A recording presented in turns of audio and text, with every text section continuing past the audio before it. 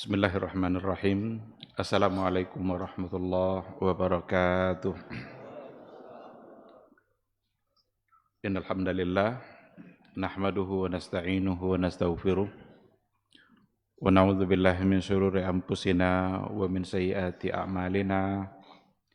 May yahdihillahu fala mudhillalah wa may yudlilhu falan tajida lahu waliyyan mursyida. Asyhadu an la ilaha illallah wahdahu la syarikalah wa asyhadu anna Muhammadan abduhu wa rasuluhu la nabiyya wa la rasula ba'dah.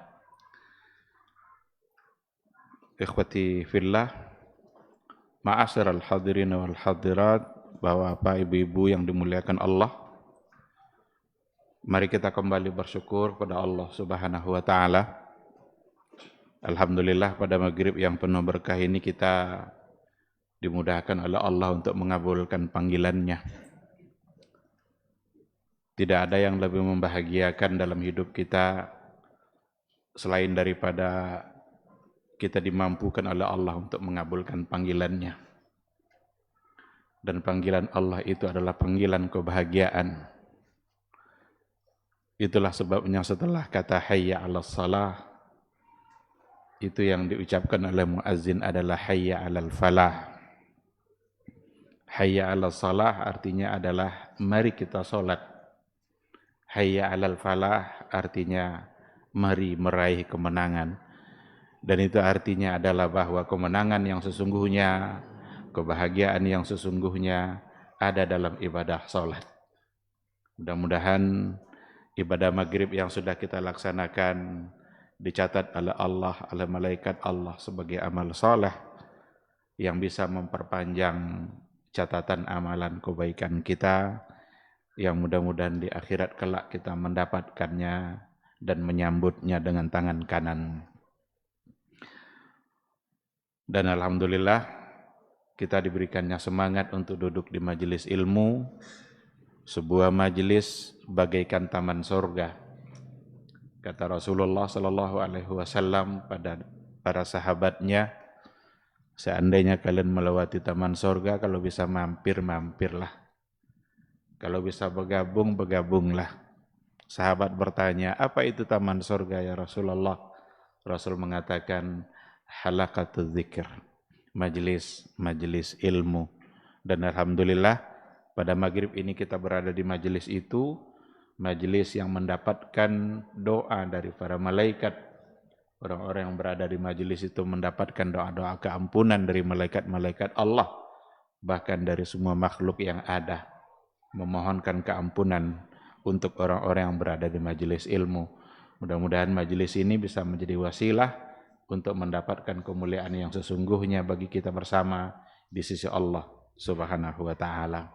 Ikhwati fillah, jangan pernah bosan dan jangan pernah putus untuk bersalawat dan salam kepada Rasulullah sallallahu alaihi wasallam.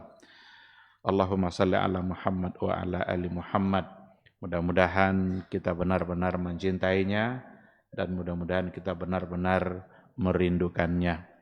Beliau telah mengorbankan segala-galanya untuk menyebarkan syiar Islam, untuk menyebarkan sebuah syariat, satu-satunya syariat yang diakui dan dibenarkan di sisi Allah Subhanahu wa ta'ala. Wa may yabtaghi ghairal islami dinan falay yuqbala minhu wa huwa fil akhirati minal khasirin. Siapa yang mencoba untuk mencari agama selain daripada Islam, lan yuqbal. Lan yuqbal itu nafyul mustaqbal, tidak akan pernah diterima. Wa huwa fil akhirati minal khasirin, dan nanti di akhirat dia akan menjadi masuk dalam kelompok orang-orang yang merugi. Oleh karena itu, jauh dari Islam hanya akan memberikan kerugian. Jauh dari Islam hanya akan mendatangkan kesengsaraan di dunia, apalagi nanti di akhirat. Mudah-mudahan kita semua taat kepada sunnah-sunnahnya, selalu menjadikan beliau sebagai tauladan dan pedoman, dan mudah-mudahan di akhirat kelak kita semua bisa mendapatkan syafaat dari beliau. Amin, amin ya Rabbal Alamin. Ikhwati fillah, ma'asyiral hadirin wal hadirat rahimani Allah wa iyyakum. Tema kajian kita pada maghrib ini adalah ketika kebenaran itu ditemukan. Ini penting bagi kita untuk membahasnya setelah sebelumnya kita membahas masadirul ma'rifah fil Islam. Barangkali kita masih ingat, sebelumnya kita pernah membahas masadirul ma'rifah, masadirul haq, sumber pengetahuan dan sumber kebenaran dalam Islam itu sudah kita bahas alhamdulillah. Di mana sumber utamanya adalah al-wahyu, dan wahyu di sini maksudnya adalah Al-Qur'an dan sunnah Rasulullah sallallahu alaihi wasallam. Itu sumbernya. Sekarang apa sikap kita ketika kita sudah mendapatkan kebenaran itu? Kebenaran di dalam bahasa agama itu disebut dengan al-haq. Dan al-haq itu sumbernya adalah Allah. Al-haqqu min rabbik fala takunanna minal mumtarin. Al-haq itu hanya datang dari Rabbmu. Fala takunanna minal mumtarin. Dan janganlah kalian menjadi orang yang ragu. Ketika al-haq yang datang dari Allah itu sudah kita dapatkan. Ketika al-haq yang datang dari Allah dan Rasulnya sudah kita temukan, maka jangan pernah lagi menjadi orang yang ragu. Dan al-haq tidak akan ada yang datang daripada selain Allah dan selain daripada Rasulullah sallallahu alaihi wasallam. Oleh karena itu, al-haq tidak dilihat dari siapa orangnya. Tapi orang itu yang harus diukur benar atau tidak. Maka ada ungkapan yang juga sering kita dengar, al-haqqu la yu'rafu birrijal. Al-haq la yu'rafu birrijal. Al-haq itu tidak diukur dari siapa yang mengucapkan. Ini kalau Fulan nih yang ngomong nih pasti benar. Enggak. Apapun titel yang ada pada diri dia, apapun gelar akademik yang sedang dia sandang, itu bukanlah ukuran untuk sebuah kebenaran. Tetapi i'rifil haq ta'rif rijalah. I'rifil haq, ketahuilah, pahamilah, carilah al-haq itu, pahami baik-baik, ta'rifu rijalah. Dari situ nanti kamu akan tahu siapa orang-orang yang berada pada kebenaran itu. Jadi bukan diukur melalui siapa dan dari mana datangnya. Dan alhamdulillah Allah Subhanahu wa taala menjadikan kebenaran itu, al-haq itu selalu sesuai dengan fitrah manusia. Jadi kalau fitrahnya sehat, mudah untuk menerima kebenaran. Kalau fitrahnya masih terpelihara, ketika ia berhadapan dengan sebuah al-haq, sebuah kebenaran, begitu mudah dia untuk menerimanya. Tapi kalau seandainya dia yang sudah mendobrak fitrahnya sendiri, seandainya dia yang tidak lagi menghargai fitrahnya sendiri, maka meskipun di hadapannya ada kebenaran, meskipun ada kebenaran itu, tapi kadang-kadang dia bisa menolaknya, bahkan dia bisa mengabaikannya, dan dia mengambil, menerima sesuatu yang sebenarnya itu adalah bertentangan dalam agama. Ikhwati fillah, oleh karena itu kebenaran memang harus diterima. Kebenaran harus diterima. Kalau jelas itu sebagai sebuah kebenaran dari siapapun datangnya.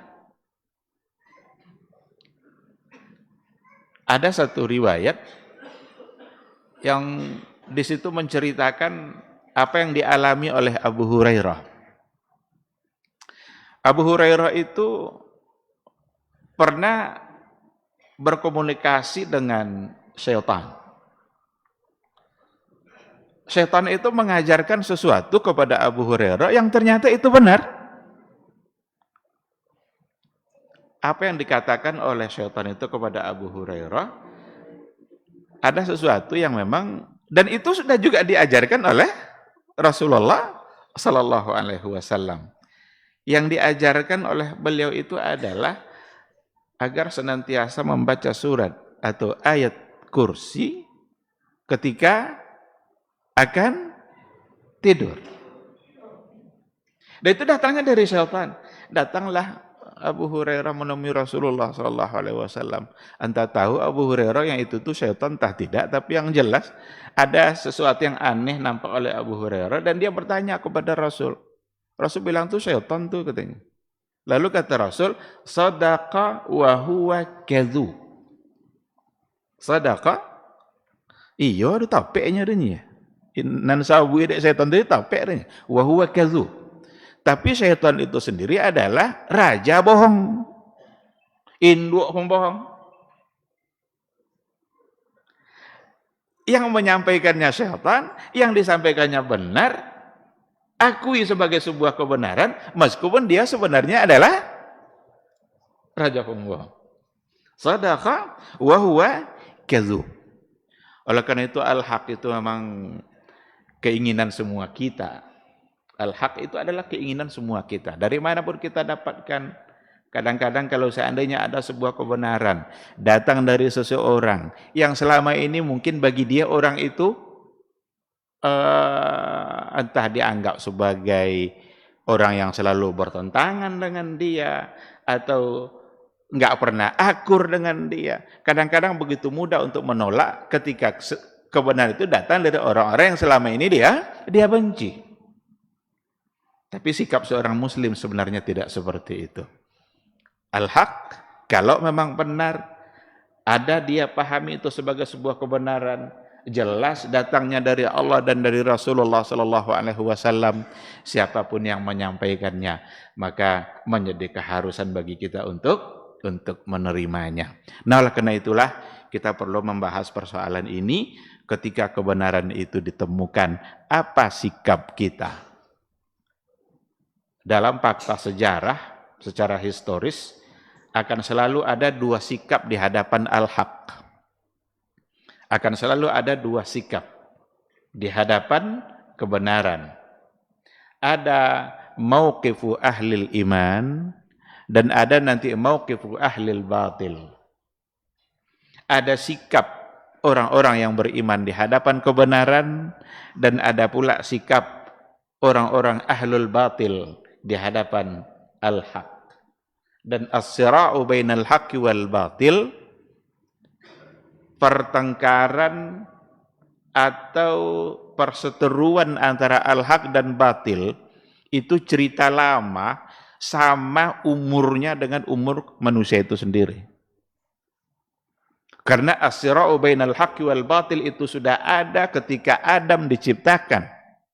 Dan ketika iblis menolak sebuah kebenaran yang terang ada di hadapan dia. Ketika itulah iblis berjanji, coba, yang berbantah-bantah ketika itu adalah antara iblis, ketika iblis tidak mau diperintahkan sujud oleh Allah, sujud kepada Adam. Berarti masalah kan ada antara iblis dengan Adam. Dan lo kan sujud kayaknya ya. Ana khairum minhu. Saya lebih baik dari dia. Dia kamu ciptakan dari tanah, saya kamu ciptakan dari api. Jadi oleh iblis itu, api lebih baik daripada tanah. Kalau awak nilai kini, topik enggak iblis itu? Apakah benar tanah itu lebih baik daripada api? Benar enggak kira-kira tanah lebih baik, api lebih baik daripada tanah? Lalu pasti dong. Api bisa menghancurkan, bisa membakar. Tanah bisa menghidupkan. Enggak ada uang kabeling api, tapi kabeling tanah banyak. Sekarang tanah uang di kabeling begitu. Enggak inyo punya tanah ala sudah aja suge begitu. Kadang limo lapi juga asli sodo. Tapi tidak ada satupun orang kapling-kapling api. Jadi dulu Syekh Atiyah Muhammad Salim ketika membahas ayat itu dalam kajian jadi Masjid Nabawi, beliau bilang akhta'a ustazu iblis fi hadzal bab. Akhta'a ustazu iblis fi hadzal bab. Salah Ustaz Iblis itu dalam bab ikonya. Berarti kias yang salah. Tapi dari situlah bermula as-sirah, perseteruan antara akhlak dan batil. Dan nampak sekali permusuhan iblis ketika itu. Inyo bermasalah dengan Adam, tapi dia bermusuhan dengan cucu-cucu Adam. Ndak ci Adam juga kena lawan Adam. Tapi justru dengan Bani Adam. Jadi itu janji, izinkan dia ya Allah nih ya untuk menggoda yang dosaannya. Diizinkan oleh Allah Ta'ala dan dipanjangkan umurnya. Beda sama manusia diberikan umur pendek, tapi iblis dan syaitan itu diberikan umur panjang oleh Allah, bahkan mereka tidak mengalami kematian kecuali nanti pada akhir zaman. Oleh karena itu, dua sikap di hadapan al-haq akan selalu ada. Mauqifu ahlil iman dengan mauqifu ahlil batil. Sikap ahlul iman dan sikap ahlul batil. Mari kita lihat apa sikap ahlul iman di hadapan al-haq. Apa yang harus kita lakukan kalau kita sudah menemukan sebuah kebenaran itu? Yang pertama sekali yang harus ada pada diri kita di hadapan al-haq itu adalah al-imanu bihi wat taslimu wal inqiyad. Ini pasti. Al-imanu bihi wat taslim wal inqiyad. Kita imani, kita terima dan kita tunduk. Jadi kalau lah tentu dewa ikut topik ha, ikut naniyo ha, ke ayat ke hadis. Apa yang pertama sekali? Al-imanu bihi wat taslim wal inqiyad. Imani, percaya, terima sebagai sebuah kebenaran, tidak cukup sampai diterima begitu saja. Al-inqiyad, kita tunjukkan ketundukan kita kepada kebenaran yang datang dari Allah dan dari Rasulullah sallallahu alaihi wasallam.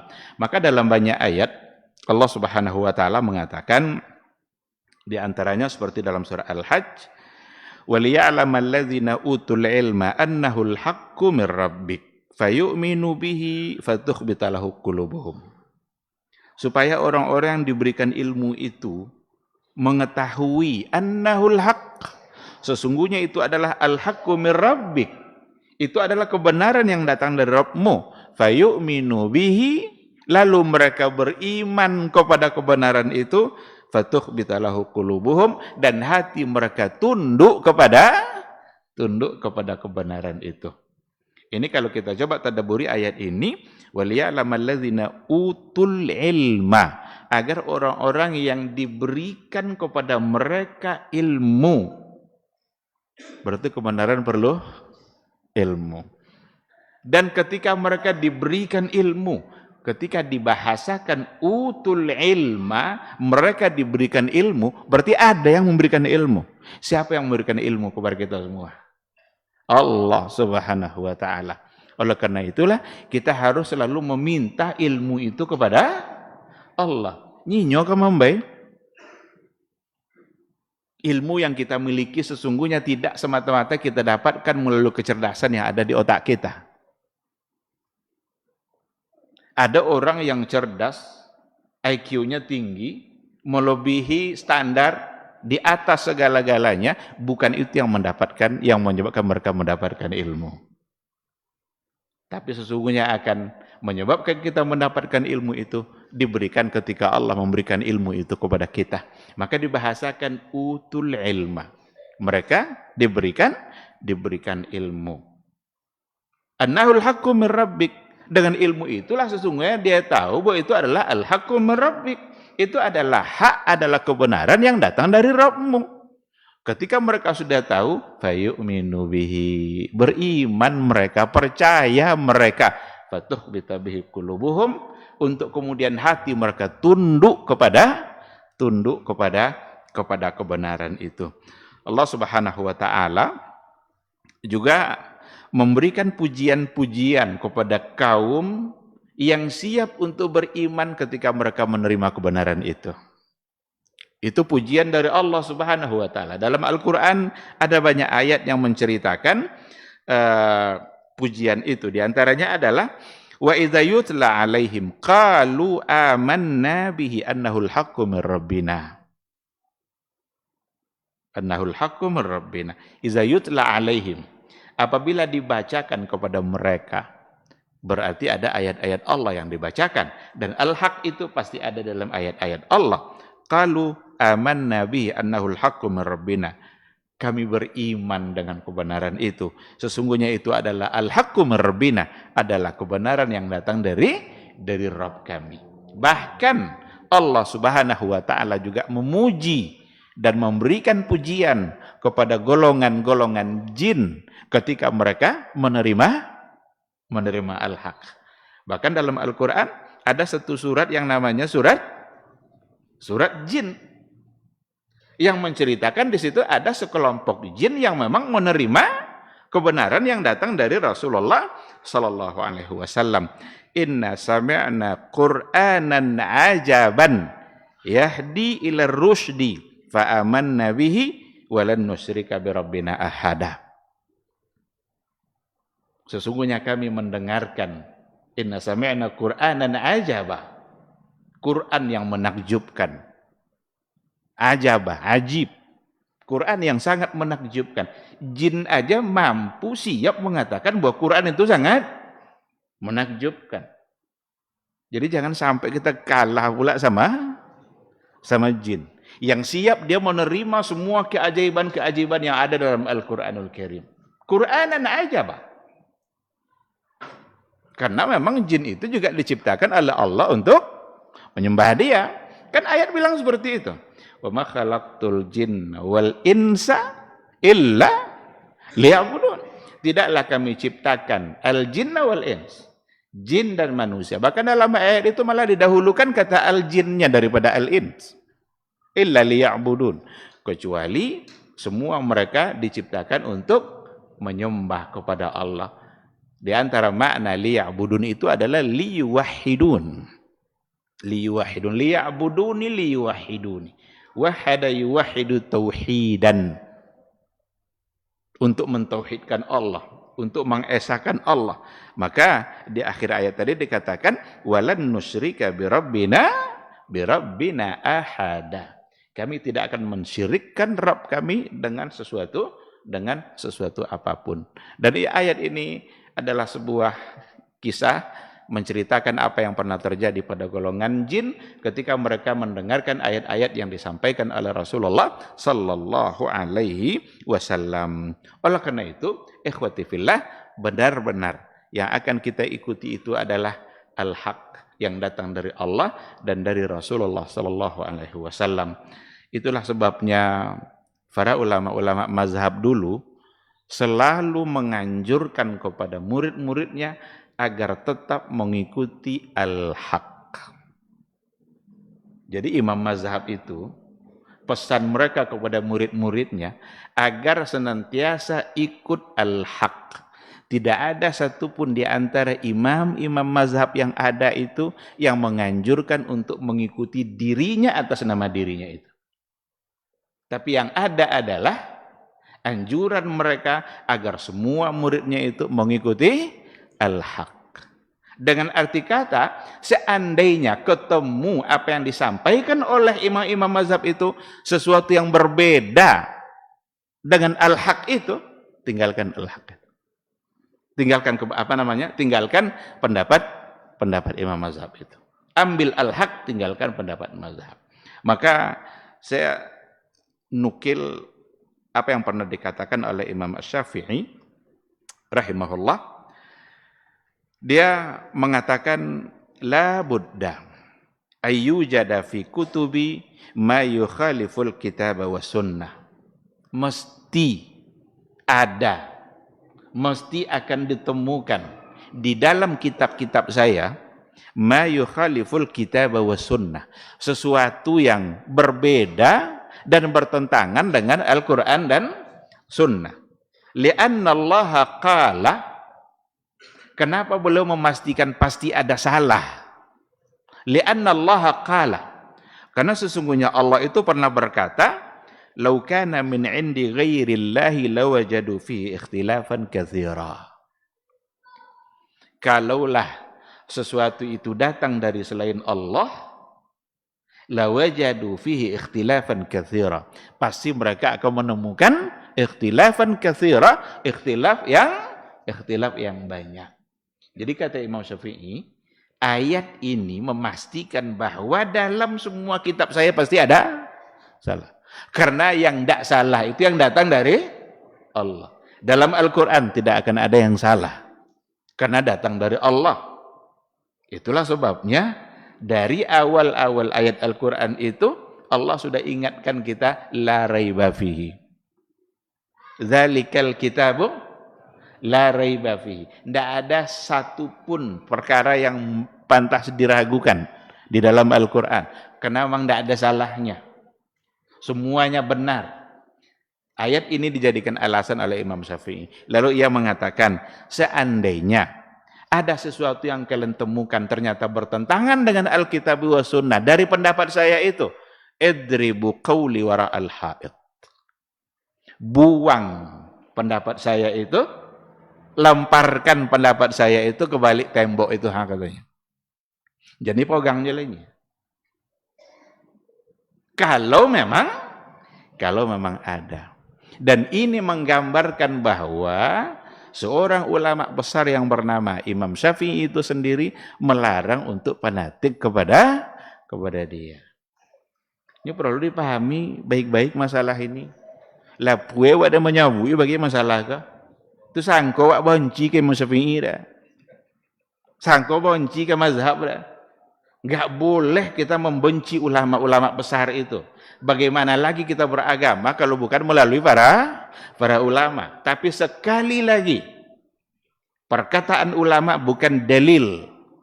Yang dalil itu adalah Al-Quran dan Sunnah. Kalaulah perkataan para ulama bisa menjadi dalil, niscaya semua murid-muridnya akan menjadikan pegangan semua perkataan dari imam-imam mereka, yang ternyata di antara mereka juga berbeda.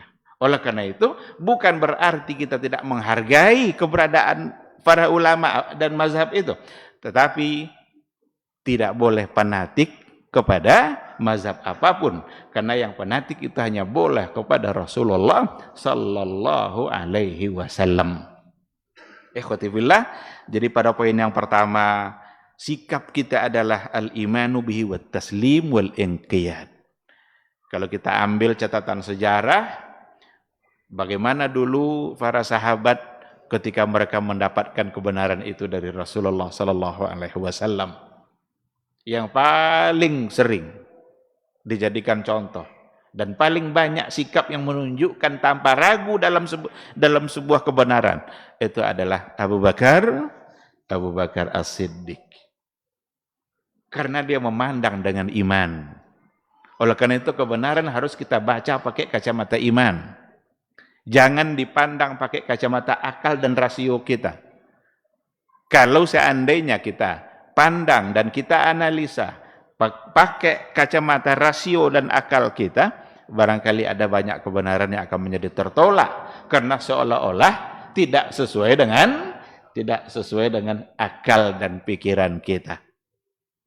Isra Mi'raj umpamanya, ada yang sampai murtad tuh gara-gara Isra Mi'raj itu terpengaruh di Abu Jahal. Perjalanan yang sebegitu panjang dan lamanya itu Rasul hanya dalam hitungan jam. Qulun nasu waqtu subuh boleh ke Mekah. Hanya sampai tadi malam ke Sidratil Muntaha. Anta di manolah Sidratil Muntaha jauh berapa kilo kan? Wallahu a'lam. Tak temo dah. Nabi pun berfikir untuk menyampaikannya, lekan temo orang enggak agaknya. Termenunglah Nabi di samping Ka'bah ketika itu, lewat Abu Jahal. Apa dah termenungnya? Disampaikan enggak Nabi? Dan malam tadi Isra'nya, Mi'rajnya. Sampai ke Masjidil Aqsa, sampai ke Sidratul Muntaha nya. Dia galak ndak? Boleh dan sampai niko ke orang nya. Nya bujal. Aku tapek ke cerita Nabi Muhammad kan, sampai lah nya. Jadilah Abu Jahal iklan yang mengiklankan peristiwa. Ndak bayar Nabi lah. Nabi tengah berpikir untuk menyampaikan tadi kan. Banyak yang menolak. Tapi ketika sampai kepada Abu Bakar, satu saja pertanyaan Abu Bakar ketika itu. Ini siapa nama citonya? Inyonya. Kawan wang, du citonya. Ini sabu lagi lo, ini pagi nya ada sabu ada Abu Jahal. Tambah gila. Karena dia bilang mengaku-ngaku sampai ke Sidratul Muntaha. Kata Abu Bakar, siapa yang ngomong seperti itu? Dia. Apa kata Abu Bakar? In kana huwa qail la sadaq. Kalau inyo nambah cita tapek dunya. Ndak ada lah biole tu ketika mendengarkan sesuatu yang datang dari Nabi enggak diukur pakai akal. Kalau dia yang ngomong pasti benar. Karena Rasul itu memang tak pernah berbohong, dan dia adalah Rasulullah sallallahu alaihi wasallam. Diterima, dipegang baik-baik. Kalau dia yang bicara, pasti itu adalah peristiwa yang benar. Inilah yang seharusnya ada pada diri kita. Jadi mengimaninya dan percaya pakai iman untuk semua kebenaran yang datang dari Rasulullah sallallahu alaihi wasallam. Maka peristiwa Isra Mi'raj itu melahirkan dua generasi sebenarnya. Ada generasi yang mengedepankan imannya, itulah Abu Bakar. Imamnya Abu Bakar. Ada pula generasi nanti yang mengedepankan akalnya di hadapan kebenaran Al-Quran dan hadis. Berarti imamnya Abu Jahal. Jadi kalau ada orang hari ini mengutak-atik kebenaran Quran dan Sunnah pakai akalnya, imamnya berarti Abu Jahal. Lah jole konya Nabi iyo gak nyeganya. Jangan kau untuk mungkin gak syariat lagi untuk masa Nabi aja gak nyanya. Karena banyak di antara orang hari ini tak siap menerima kebenaran yang datang dari Allah dan dari Rasulullah sallallahu alaihi wasallam. Karena mengukurnya atau dibaca pakai logika dia. Ada yang menolak pertanyaan mungkar nakir. Ndak adanya, ndak iyo adanya. Menolak doanya. Ada yang titip tape recorder dalam kubur. Pas ada jenazah yang ingin dikubur, dimasukkan tape recorder, dipasang mereka untuk merekam suara malaikat. Sore nanti digali kembali kubur itu, diambil kaset itu, diputar ulang, ndak ada suara terekam lah. Dengan alasan itu, dia simpulkan tidak ada pertanyaan mungkar dan nakir. Berarti dia mengukur pakai akal dia. Maka sikap yang pertama, al-iman wat taslim wal inqiyad. Percaya, terima, kemudian kita harus tunduk. Yang kedua, sikap yang kedua, ittiba'ul haq wa qabulu. Dalam hal ini adalah at-ta'ah wal imtithal. At-ta'atu wal imtithal. Kebenaran yang datang dari Allah dan dari Rasulullah sallallahu alaihi wasallam tidak hanya cukup sekadar diimani dan percaya saja, tetapi kita harus menunjukkan ketaatan dan semangat kita untuk mengikuti kebenaran yang datang dari Allah dan dari Rasulullah sallallahu alaihi wasallam itu. Ada dalam ayat Al-Qur'an yang tentu saja akan sangat banyak sekali yang Allah menceritakan dua kemungkinan orang di hadapan kebenaran itu. Di antara ayatnya ada dalam surat Muhammad. Dzalika bi anna alladzina kafaru ittaba'ul batil wa anna alladzina amanu ittaba'ul haqqa min rabbihim.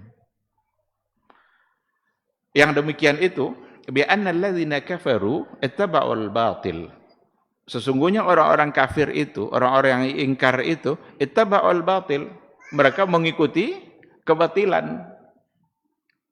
Wa annal ladzina amanu ittaba'ul haqq min rabbihim.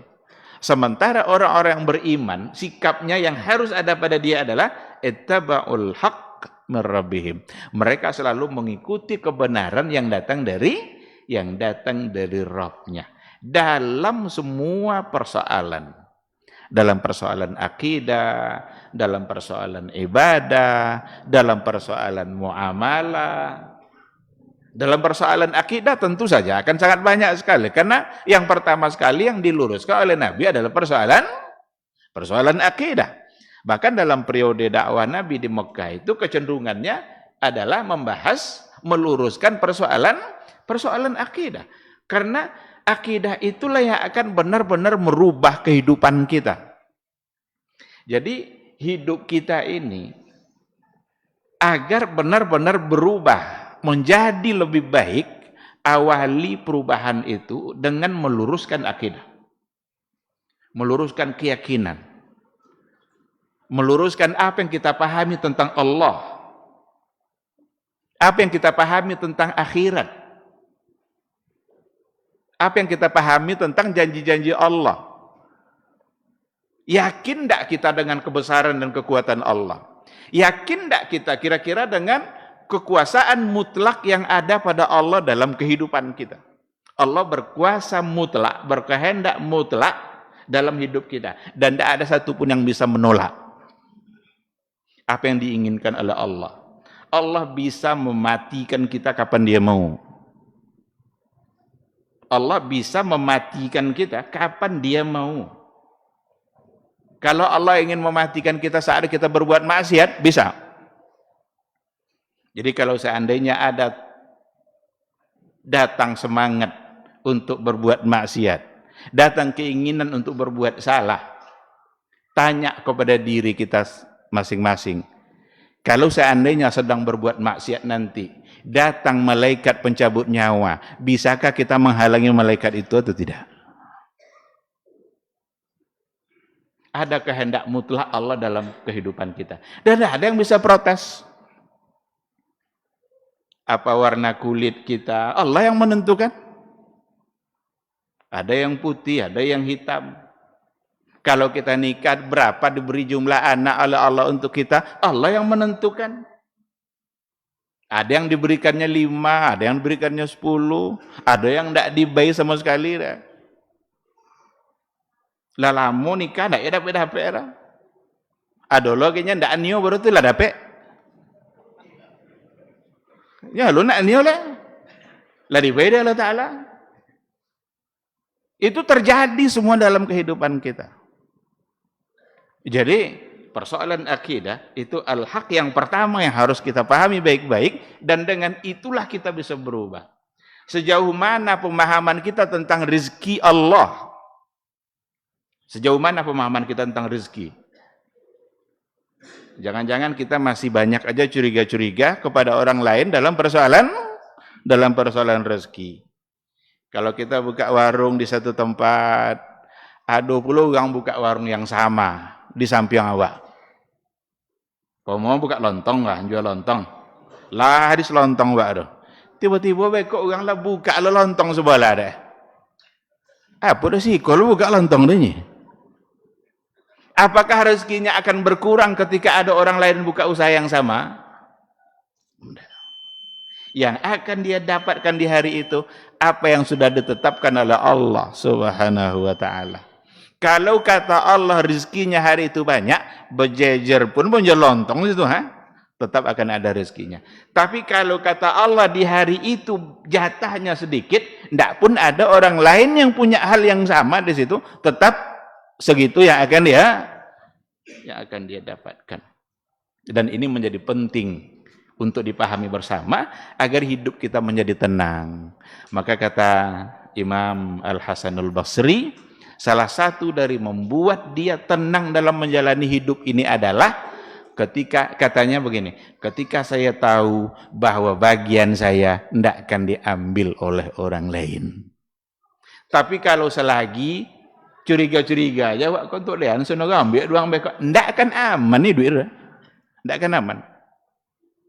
Bakalahi yang adole, berbantah-bantah le. Kadang atasan takut, bawahan naik pangkek capek. Dia halang-halangi untuk naik pangkat cepat. Apa itu? Kalau tinggi pangkat apa dah langsungnya. Apa kita akan menghalangi rezeki dia? Tidak.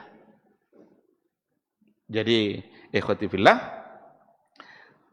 kita akan jawab dulu suara azan karena waktu Isya sudah masuk. Insyaallah nanti kita sambung.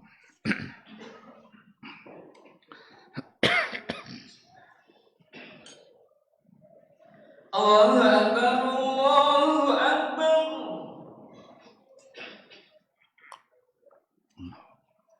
Allahu Akbar,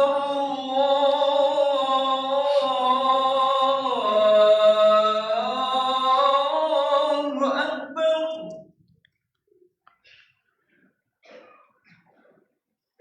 Asyhadu an la ilaha illallah.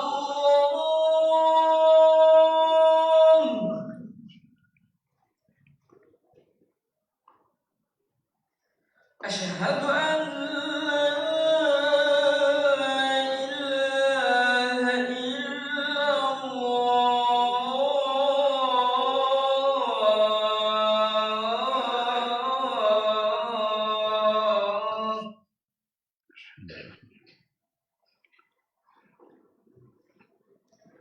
Asyhadu anna Muhammadar Rasulullah.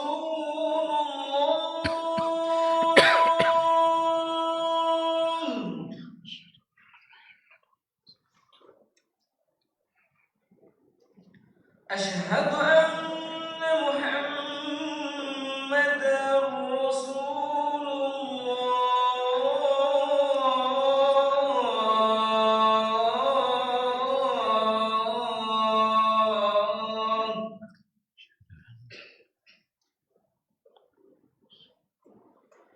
حي على الصلاة.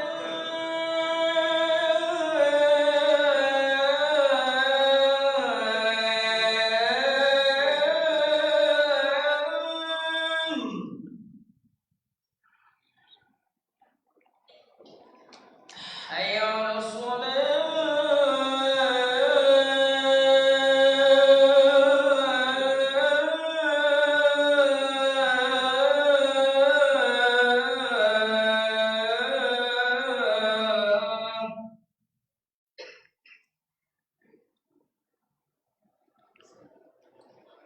حي على الفلاح.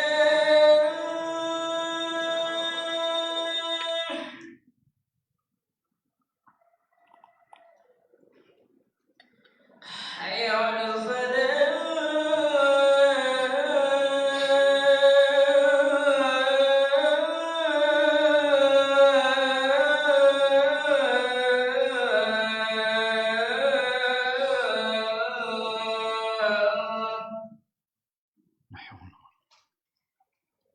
Allahu Akbar,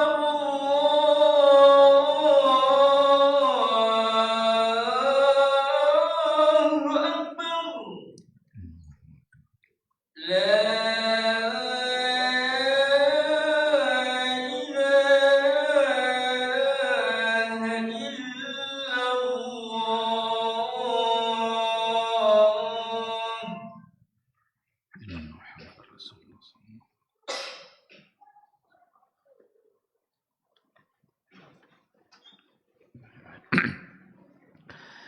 Bismillahirrahmanirrahim. Alhamdulillah.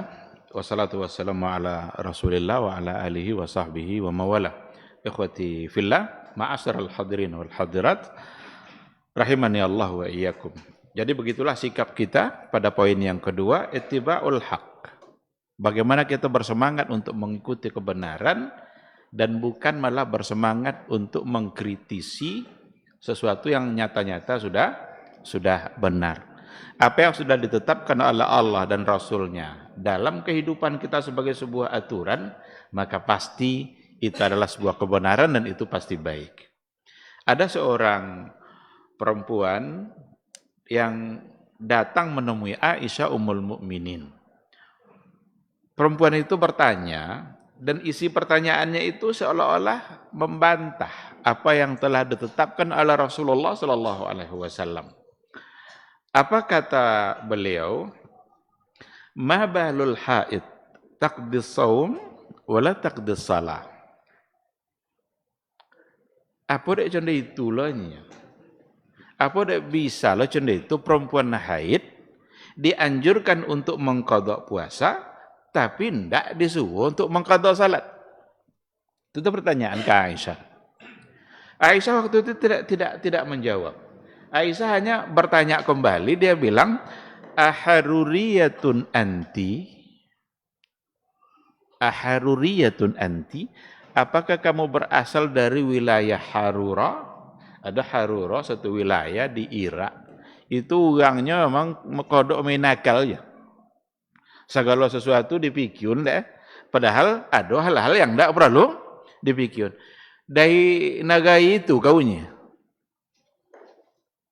Ini datang dari Rasulullah Sallallahu Alaihi Wasallam. Dulu kami mendapatkan pelajaran dan pengajaran dari Rasul seperti itu. Kalau puasa harus diqadha oleh seorang perempuan yang haid, tetapi sholat tidak wajib. So dia bersyukurlah dia kan, gak sempatlah sholat wajib jadi qadha. Jadi tidak usah dibantah. Terima, ittiba'ul haq, menerima. Itulah sikap. Apalagi untuk hal-hal yang memang tidak perlu lagi untuk diperdebatkan dan untuk dikritisi.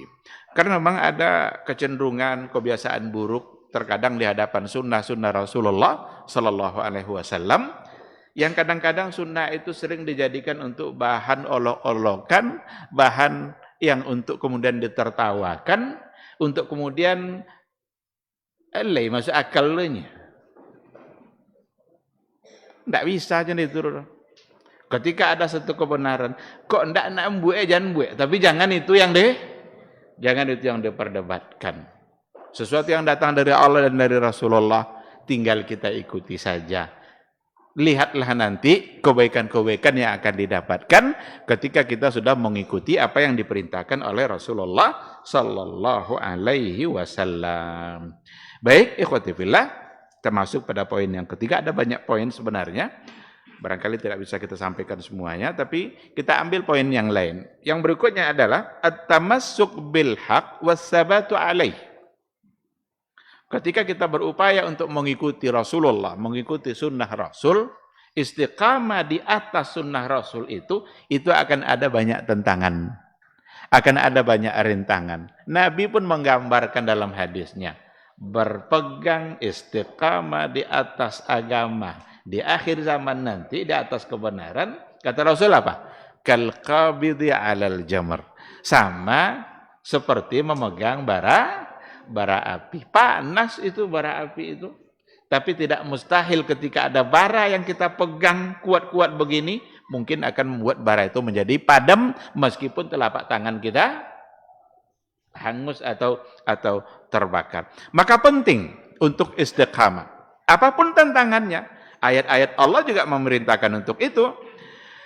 Fastamsik billadzi uhiya ilaika innaka 'ala shiratim mustaqim.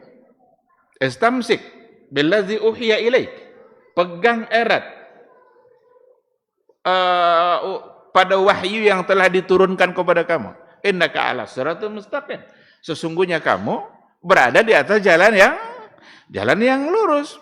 Wa may yakfur bit-taghuti wa yu'min billah faqad istamsaka bil urwatil wuthqa. Jadi ada banyak ayat. Oleh karena itulah para ulama dulu dalam catatan sejarah mereka membuktikan bagaimana mereka bertahan di atas al-haq meskipun banyak di antara mereka yang dipenjara. Ada kisah yang terjadi, yang dialami pada masa Imam Ahmad, dialami oleh para ulama masa itu, termasuk diantaranya Imam Ahmad. Ketika Khalifah Al-Abbasiyah ketika itu, yang memaksa mereka, karena Khalifah sudah terpengaruh oleh aliran Mu'tazilah. Aliran Mu'tazilah itu meyakini bahwa Al-Quran adalah makhluk. Dan Khalifah yang sudah terpapar oleh pemikiran tadi itu, terpapar oleh pemikiran Mu'tazilah, memaksa, ada al-Mu'tasim billah, memaksa ulama yang hidup pada masa itu untuk mengakui Quran makhluk juga. Datang kepada Imam Ahmad, enggak katanya. Al-Quran ghairu makhluk. Al-Quran kalamullah. Quran adalah kalam Allah. Dan kalam itu adalah sifatnya. Dan mustahil sifat Allah adalah makhluk. Ada juga yang mau. Ada di antara sahabat-sahabat dia yang juga tidak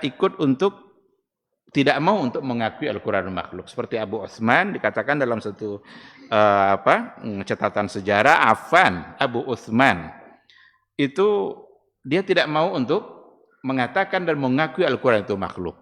Maka diancam oleh khalifah, semua mereka yang tidak mau mengakui Quran makhluk itu diputuskan gaji bulanannya dari Baitul Mal yang biasa dia dapatkan setiap bulan 1.000 dirham. 1.000 dirham banyak dong. Kalau ukuran batas zakat kan 200. Kalau emas kan 20 dinar. Kalau dirham 200 dirham. Inya 1.000 dirham berarti 5 kali nisab. Berapa juta di bawah Jawa. Dan segitu dia dapat dalam sebulan. Diputuskan oleh khalifah. Ketika mendengarkan diputuskan oleh khalifah, apa ungkapan yang dia ucapkan? Wa fis sama'i rizqukum wa ma tu'adun. Ndak khalifah medan sakirnya. Wa fis sama'i rizqukum. Di langit sana rezeki kalian diatur. Wa ma tu'adun. Itu sikap istiqamah yang luar biasa. Banyak hari ini yang halal bisa menjadi haram, yang haram bisa menjadi halal gara uang. Gara-gara uang. Asal lain bayinya fiti, yang haram bisa menjadi halal. Abu Utsman, ketika mendengarkan ancaman itu akan diputuskan 1.000 dirham dalam setiap bulan, ada ayat yang dia baca, wa fis sama'i rizqukum wa ma tu'adun. Di langit sana rezeki kalian diatur. Ini kekuatan iman yang luar biasa. Tapi ya tiba di rumah kono wanginya ada bini. Jadi upo bini-bini wangi piti kenek kok jak dalu ke sana. Ndak kini aja dah. Apa dia amu aja nyinya. Karena di rumah dia ada 40 manusia yang akan dia kasih makan. Nyendak seorang bini dah. Banyak. Karena dalam cerita itu dikatakan wala mahu nisa'uhu. Dimaki-maki dia oleh nisa'u. Nisa'u itu kan banyak kan. Kalau imra'ah katanya ciknya doh. Nya orang kini aja nan cik-ciknya. Kalau cito beraninya. Amambu enggak berani dah. Ndak lah dek takut ronyo cuma bini lebih berani berenya. Wala mahu nisa'uhu, dimaki-maki oleh perempuan, oleh istri-istrinya. Bagaimana cara kita mau ngasih 40 orang di rumah ini makan katanya? Serahkan kepada Allah. Wa fis sama'i rizqukum. Di saat itu juga dikatakan wadaqqa alaihi daqil bab. Ada yang mengetok pintu dia. Ketok pintu rumah. Ketika dibukakan pintu itu, ada seseorang yang kaya raya, karena dia kagum dengan sikap dia di hadapan khalifah, didoakannya, sabbatakallahu kama sabatad din. Semoga Allah menetapkan, memberikan kamu istiqamah seperti ini, sebagaimana Allah tetapkan agamanya. Lalu disodorkannya satu kantong plastik, di mana isinya adalah 1.000 dirham, dan kata beliau, haza fi kulli syahr. Condei kosok tiap bulannya. Cendekian tiap bulan. Jadi memang keyakinan sampai ke keyakinan tadi itu kan bayar. Meyakini wa fis sama'i rizqukum. Di langit sana rezeki diatur. Dapat dia itu bulan. Tidak ada ya khalifah, dapat dia yang lain. Ya Allah yang mengatur. Aika turunnya segini agak sawit. Nya sawit ndak kena banyak ada. Turun sekene ogo. Mati dah takut. Buang tak ada sawit dah Muhammad je. Hah? Nanya ogon tonton je, kadang lupa lah zakat. Jadi memang kembali lagi. Al-haq yang pertama yang harus kita benarkan dalam hidup kita akidah, tauhid. Apalagi persoalan rezeki. Bicara rezeki itu bicara akidah. Bicara iman kita kepada Allah yang memang hidup kita ini ditanggung semuanya oleh Allah Subhanahu wa taala. Jadi istiqamahlah di atas al-haq, apapun tantangannya, tak ada manusia yang tidak dapat ujian dari Allah Subhanahu wa taala. Dan satu hal yang perlu dipahami, tidak ada ujian yang diberikan oleh Allah di luar batas kemampuan yang akan dirasakan oleh seorang hamba itu. Maka ujian lu macam-macam. Ada orang kadang diuji oleh Allah Ta'ala dari segi hartanya, sanggupnya menghadapi. Ada kadang orang diuji oleh Allah dari sisi keluarganya. Kadang aman-aman keluarga, diuji oleh Allah dengan tetangga. Kadang istrinya baik, diuji oleh Allah melalui mertua.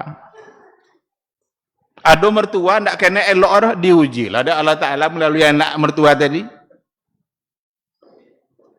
Dan itu dialami oleh semua orang, mulai dari dulu. Bahkan para ulama dulu.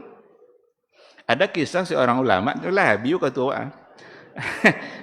Ada kisah seorang ulama yang diuji oleh Allah dengan istri yang cerewet. Pokok salah ya sodo lamar. Iko buat dia salah je, iko buat dia salah je. Apa kata seorang alim tadi? Cobalah pergi jalan-jalan ke masjid dan hanya. Cenda apa yang menghormati dannya. Pergi masjid. Nampak ada laki tadi membaik kajian. Ya, seorang ulama besar tentu ada kajian. Semua orang ramai ribuan mendengar kajiannya. Tiba di rumah, cenda apa nampak tadinya? Apa kata istrinya tadi? Saya tengok semua orang husuk di masjid kecuali kamu. Coba ya. Semua orang diam husuk kecuali kamu. Ini enggak kan dia malah mencoba kaji kan? Canda itu dia. Fitnah istri yang dirasakan oleh seorang ulama tadi. Tapi dihadapi dengan ikhlas, dihadapi dengan sabar. Dan kesabaran itu biasanya pasti akan berbuah kebaikan. Jadi saya kira kita cukup tiga bahas. Padahal ada poin yang berikutnya, nanti ada mauqif ahlil batil. Sama lo panjang dengan tadi itu malah pembahasan kan, karena tadi ahlul iman, sekarang ada pula sikap ahlul batil. Seharusnya kita harus tahu juga agar kita tidak menjadi ahlul batil. Tapi dengan mengetahui sikap ahlul haq, mudah-mudahan kita terlepas dari sikap ahlul batil. Demikian kajian kita pada malam hari ini, mudah-mudahan diberkahi oleh Allah Subhanahu wa taala. Ada ilmu yang bisa kita dapatkan dan semoga Allah selalu membimbing kita untuk tetap istiqamah berada di atas al-haq apapun tantangan yang kita hadapi. Subhanakallahumma wa bihamdika asyhadu an la ilaha illa anta astaghfiruka wa atubu ilaik. Wassalamualaikum warahmatullahi wabarakatuh.